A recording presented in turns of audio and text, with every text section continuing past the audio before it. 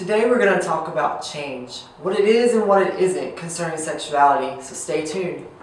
America stands at the dawn of a new day.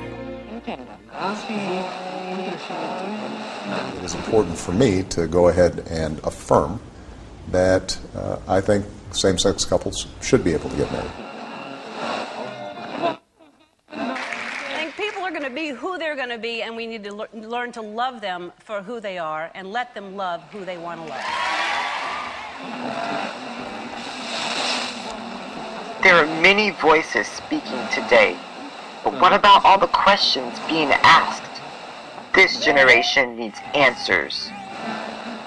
This generation needs to be retuned. Last week I talked about change and how we need to shift the focus of this conversation within the church. See, when I was little, I remember praying day after day after day for God to change me, because I was attracted to men and I wanted to be normal. But after praying, nothing seemed to change. So it left me thinking, maybe God doesn't really have the power to change me, or maybe I don't matter enough to Him that He'll answer my prayer. Or worse, maybe it's because I don't have enough faith that God would actually change me. Because then the only thing I knew about change was that it had to be instant and complete to count. But it left me all alone, and it left me discouraged, hopeless, and angry on the inside. So at that time, I quit talking to God about my sexuality, and it left me all alone.